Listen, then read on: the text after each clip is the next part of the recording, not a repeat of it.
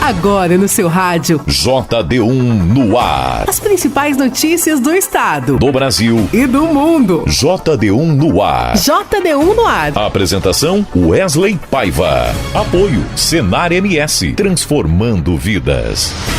Olá, quinta-feira, dia 4 de julho de 2024. A partir de agora aqui no seu rádio tem o JD1 no ar, comigo Wesley Paiva, apresentando as principais notícias aqui do nosso estado, do Brasil e do mundo. Em parceria com 32 emissoras de rádios FM em Mato Grosso do Sul, o JD1 no ar tem o apoio do Senar MS, Transformando Vidas.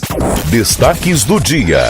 Polícia Federal e Ministério Público Federal investigam incêndios no Pantanal em gabinete de crise. Plano Safra. Mato Grosso do Sul pode ampliar cadeia produtiva. Estrada do 21 em Bonito foi entregue pelo governo do estado. Estatuto do Pantanal é aprovado e segue para a Câmara dos Deputados. E calor de 34 graus e tempo seco predominam nesta quinta-feira em Mato Grosso do Sul. JD1 no ar. Previsão do tempo. O calor com altas temperaturas e o tempo seco voltam a ser destaques em Mato Grosso do Sul nesta quinta-feira, dia 4. A previsão indica tempo estável com sol e poucas nuvens. De acordo com o Centec, Centro de Monitoramento do Tempo e do Clima, o afastamento da massa de ar fria e seca gera a elevação gradativa nas temperaturas, com destaque no norte, Bolsão e Pantanal. Na capital Campo Grande, o dia iniciou com 20 graus e chega aos 31 graus nos horários mais quentes. Em Dourados, a mínima foi de 16 e a máxima será de 32 graus. Em Ponta Porã, na região sul-fronteira, os valores variam entre 17 e 30 graus. No leste, a Naurilândia teve mínima de 17 e a máxima será de 32 graus. Em Paranaíba, na região do Bolsão, os termômetros marcaram inicialmente 15 graus e atingem máxima de 32 graus. Em Três Lagoas, na mesma região, a mínima foi de 17 e a máxima será de 33 graus. Na região norte, Coxinha amanheceu com 16 graus e chega aos 34 graus à tarde. No Pantanal, a mínima em Corumbá foi de 21 graus e a máxima será de 34 graus, já que Aquidauana apresenta variação entre 17 e 35 graus. Porto Murtinho, na região sudoeste, registrou 20 graus pela manhã e atinge 34 graus ao longo do dia. JD1 no ar. Agro. E agora vamos conferir as principais cotações que movimentam o nosso mercado agropecuário, começando com a arroba do boi gordo, que está cotado a R$ 207,00. Já a arroba da vaca gorda hoje está cotado a R$ 190,50. O milho seco saca 60 quilos cotado a R$ 48,00 e a soja em grãos também saca 60 quilos cotado a R$ 130,00. Essas foram as principais cotações do mercado agropecuário de hoje, quinta-feira. JD1 no ar. Notícias. 85 bilhões de reais serão investidos na agricultura familiar brasileira. Desse valor, 76 bilhões serão destinados ao Programa Nacional de Fortalecimento à Agricultura Familiar, o PRONAF. Os números foram anunciados ontem no lançamento do Plano Safra da Agricultura Familiar 2024-2025. Agricultores familiares terão acesso a juros mais baratos nos créditos, 10 linhas de financiamento rural e incentivo à produção sustentável de alimentos saudáveis. Mais detalhes na reportagem de Jéssica Gonçalves. O novo Plano Safra da Agricultura Familiar 2024-2025 destina 76 bilhões de reais ao crédito rural no âmbito do Programa Nacional de Fortalecimento da Agricultura Familiar, o PRONAF. O valor é 6% maior do que o anunciado na safra passada e o maior da série histórica, junto com outras ações anunciadas para a agricultura familiar, como o financiamento de máquinas agrícolas de pequeno porte, a ampliação do microcrédito rural e a criação de fundos que ampliam o acesso ao crédito. O total de investimentos chega a 85 bilhões de reais. Séries Radish, representante do Movimento dos Trabalhadores Rurais Sem Terra, MST, afirmou que a iniciativa ajuda a garantir a segurança alimentar do Brasil. E é produzindo alimentos saudáveis, plantando árvores e semeando esperança que acreditamos que podemos fazer a diferença. Outra iniciativa é o microcrédito para famílias agricultoras com renda de até R$ 50 mil por ano.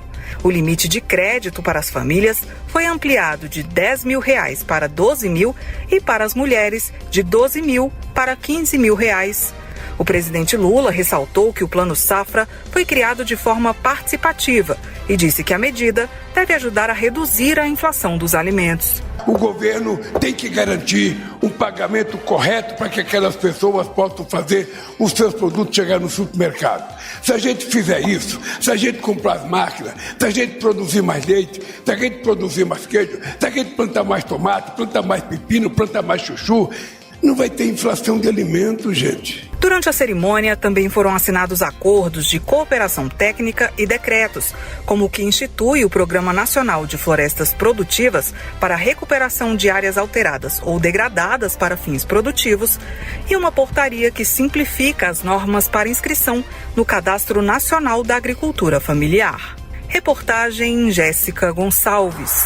JD1 no ar. JD1 no ar. E ontem foi lançado também o Plano Safra para a Agricultura Empresarial. Médios e grandes produtores rurais brasileiros terão disponíveis mais de 400 bilhões de reais para financiar custeio, comercialização e investimentos. O valor disponível para a safra 2024-2025 é 10% maior que o da safra passada. A reportagem é de Pablo Mondim. Com mais de 400 bilhões de reais em créditos, o novo Plano Safra é 10% maior que a safra anterior.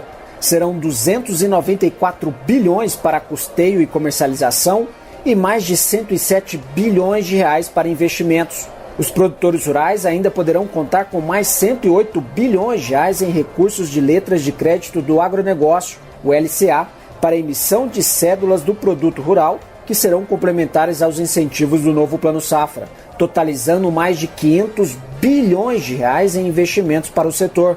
Para o ministro da Agricultura e Pecuária, Carlos Fávaro, o maior Plano Safra da história. 40% mais que os dois planos safras anteriores. É o governo estimulando cada vez mais as políticas públicas chegarem nos produtores. O novo plano, que vai até junho de 2025, também prevê recursos por beneficiário no valor de 189 bilhões de reais, com taxas controladas direcionadas ao PRONAMP, o Programa Nacional de Apoio ao Médio Produtor Rural. Assim como no plano passado, o governo vai incentivar o fortalecimento dos sistemas de produção ambientalmente sustentáveis. Serão premiados com juros mais baixos os produtores rurais que já estão com o cadastro ambiental rural e aqueles que adotam práticas agropecuárias consideradas mais sustentáveis.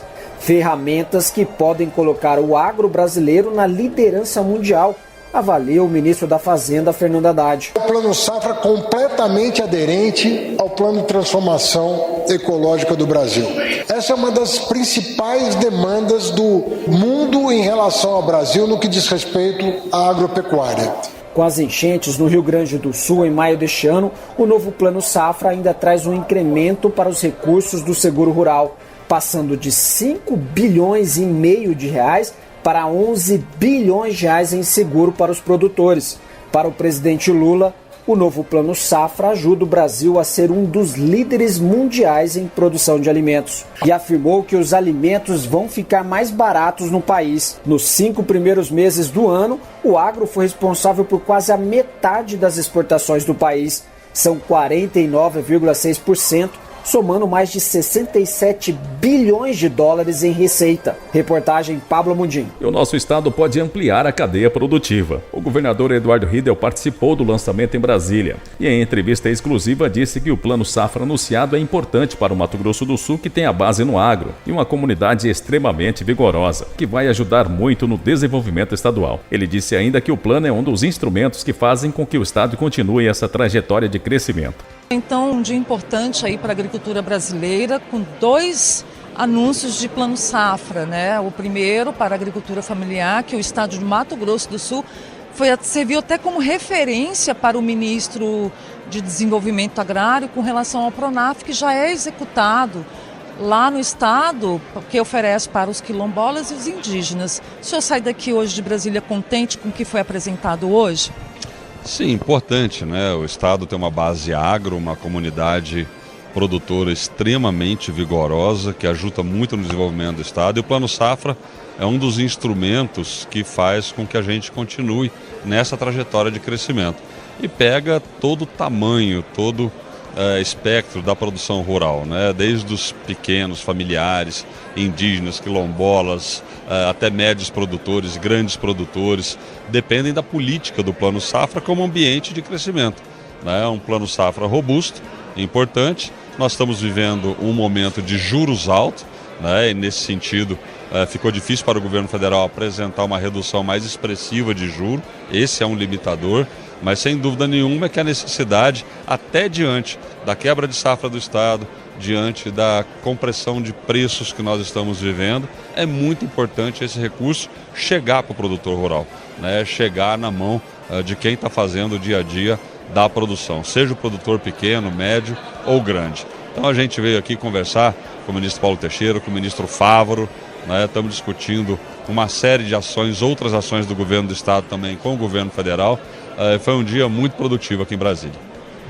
Governador, com relação ao que foi apresentado na questão de valores, o senhor acredita que esses 479 milhões vai atender mesmo a nossa agricultura?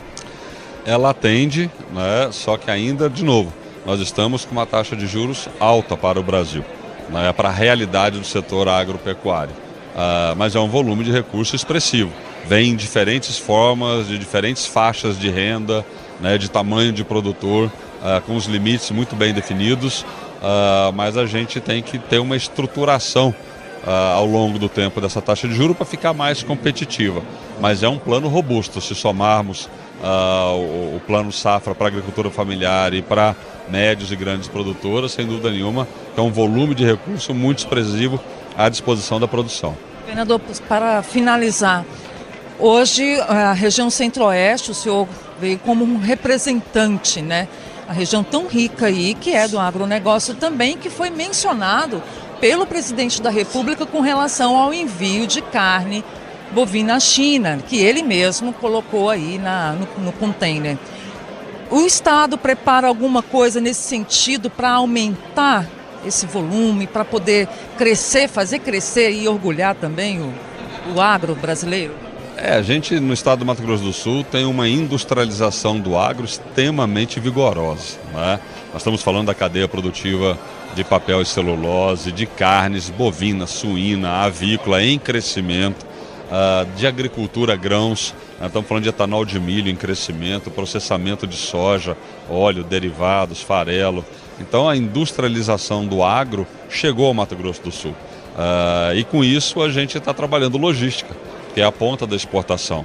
Então, o que o presidente teve recentemente lá no estado de Mato Grosso do Sul, né, anunciando a abertura de mercados a partir de uma planta frigorífica, e a gente leva muita expectativa também com a Rota Bioceânica, porque é um novo caminho para essas exportações dessa indústria que se formou dentro do estado. E é isso um pouco que a gente está discutindo aqui. Todo o instrumento de investimento na infraestrutura e logística, estamos falando de rodovia, de ferrovia, de hidrovia, né, do nosso parque de aeroportos que estamos estruturando para poder dar ao Estado essa condição competitiva das indústrias que estão se formando lá. Então nós estamos nesse caminho, sabendo que é um caminho sem retorno e extremamente importante para o sul mato-grossense, que vai gerar oportunidade de desenvolvimento, crescimento, de renda para nossa gente. Quer saber como 2 letrinhas viram notícias no seu WhatsApp? Facinho, facinho. É só mandar um simples oi para o JD1 981 35 98 88. Nossa, até o nome não é fácil de lembrar. Cadastre 981 35 98 88 no seu WhatsApp e escreva apenas oi. As principais notícias de Mato Grosso do Sul, do Brasil e do mundo bem aí, na palma da sua mão. Deu oi, virou notícia. JDUnoticias.com JDUnoticias.com JDUnoticias.com. A notícia no seu celular. E agora da nossa central de jornalismo, a repórter Sara Chaves tem mais notícias que estão em destaque no nosso portal JD1.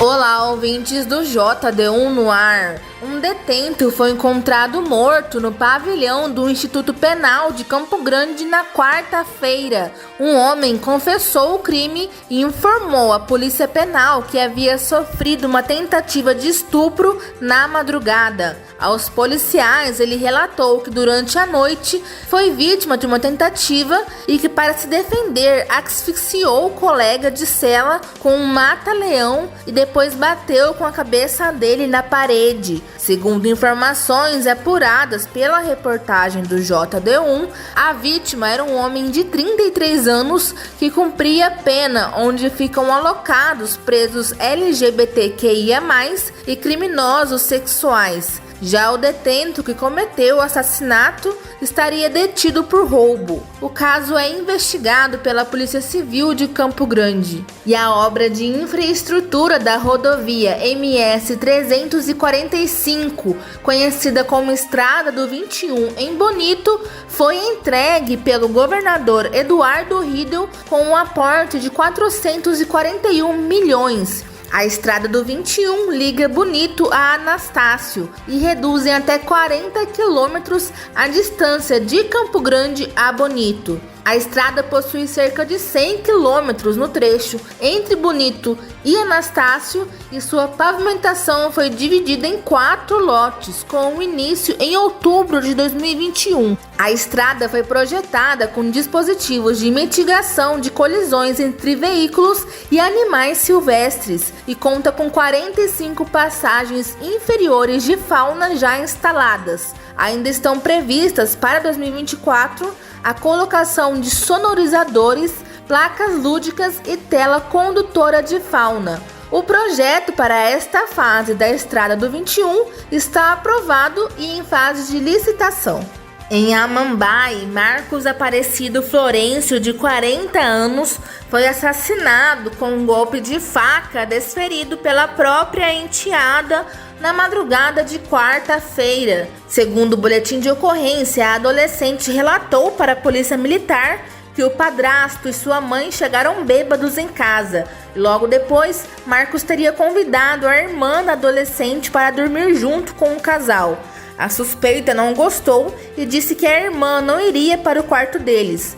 Os dois passaram a discutir e o homem teria imobilizado a garota e quando ela ameaçou chamar a polícia, ele teria dito que se fosse preso, mataria ela e a irmã ao sair da cadeia, além de ter falas de cunho sexual. A adolescente encurralada viu uma faca e usou para dar um golpe certeiro no pescoço do padrasto. O homem foi encontrado na cama com uma das mãos no pescoço na tentativa de estancar o sangramento, mas sem sucesso. Ele morreu antes de ser atendido pelo corpo de bombeiros, que chegou ao local e apenas constatou o óbito. Para a polícia, a menina contou que o padrasto tinha histórico de agressões contra a mãe dela, que ficou enfurecida com a morte do companheiro.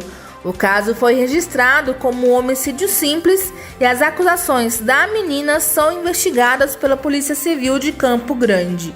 Sara Chaves para o JD1 no ar. Você está ouvindo? JD1 no ar. Apoio Senar MS, transformando vidas. E agora aqui no JD1 no ar tem o informativo diário do Senar MS.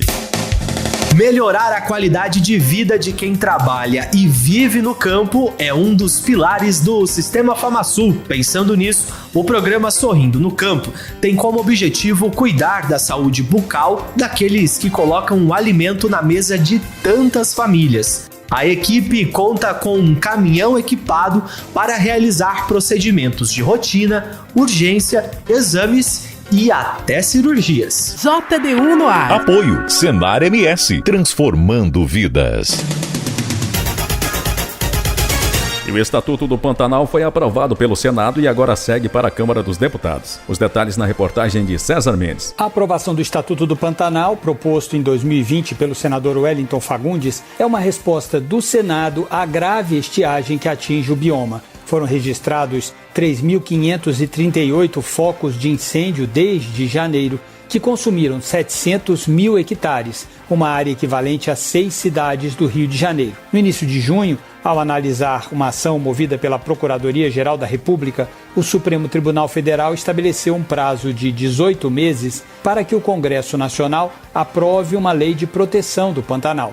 O texto do Estatuto pretende regular a conservação, a restauração e a exploração sustentável do bioma. O relator, Jaime Campos, do União de Mato Grosso, diz que a lei nada mais faz do que cumprir o que estabeleceu a Constituição de 1988 Ele acredita que os maiores beneficiados serão os próprios habitantes da região. Se passaram 36 anos para buscar uma regulamentação, do artigo 225, parágrafo 4º, que lamentavelmente não tiveram a coragem de fazer esse enfrentamento. E quem estava pagando essa conta cara era nós lá do Mato Grosso do Sul, o homem pantaneiro, que estão ali com certeza há mais de 200 anos, mantendo aquelas suas tradições, seja os quilombolas, os ribeirinhos. Eu acho que hoje conseguimos dar um avanço, marcando aqui uma nova era, uma possibilidade para o homem pantaneiro. O Estatuto do Pantanal segue agora para análise da Câmara dos Deputados. JD1 no ar, direto de Brasília. Causou polêmica em comissão da Câmara uma discussão sobre a possibilidade de débito na conta corrente ou na poupança do valor da fatura do cartão de crédito sem autorização expressa do cliente. Quem tem as informações é a repórter Cibele Comanete. Os deputados Mário Negromonte Júnior, do PP da Bahia, e Mauro Benevides Filho, do PDT do Ceará, defenderam durante debate na Comissão de Finanças e Tributação da Câmara a criação de nova legislação sobre os cartões de crédito. Ambos foram surpreendidos recentemente na renovação dos contratos dos próprios cartões por meio de aplicativos de celular pela falta de uma autorização expressa para débito automático das faturas em conta corrente ou na poupança. Mário Negromonte Júnior reclamou. Vem os bancos e dizem, não, olha, quem quer ter cartão de crédito vai ter que saber que a qualquer momento, se você não pagar, nós vamos entrar na sua conta corrente, vamos entrar na sua conta poupança, vamos entrar onde você tiver dinheiro para poder pagar a dívida do cartão de crédito. Mauro Benevides acrescentou que o débito automático nas contas viola uma resolução do Banco Central que estabelece a obrigatoriedade de um aceite por parte do correntista. Eu acho que essa matéria é de interesse do Brasil inteiro. Eu acho que a Câmara tem que fazer uma legislação que estabeleça algumas regras para o cartão de crédito no Brasil.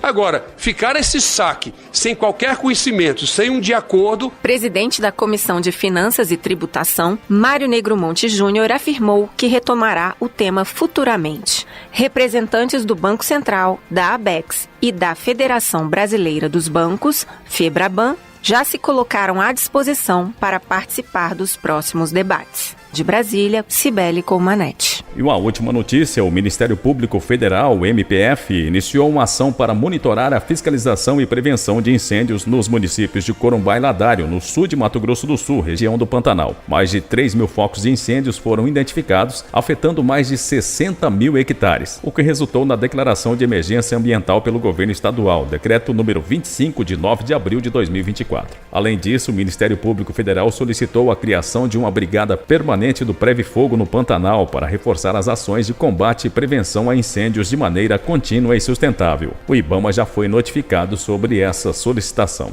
O objetivo do Ministério Público Federal é responsabilizar os indivíduos que causaram os incêndios em áreas de interesse da União, como comunidades indígenas, ribeirinhas e quilombolas, além de áreas de proteção permanente e habitats de espécies ameaçadas de extinção. As primeiras investigações indicam que incêndios foram causados por ação humana. Para isso, o Ministério Público está trabalhando em cooperação com a Polícia Federal, o Preve Fogo, vinculado ao IBAMA, e o Corpo de Bombeiros Militar. A Polícia Federal estabeleceu um gabinete de crise em Ladário para investigar os casos a pedido do Ministério Público Federal. O gabinete contará com a ajuda de peritos e policiais federais especializados em investigações de incêndios e queimadas, que foram transferidos de Brasília para integrar o efetivo da Polícia Federal no Pantanal.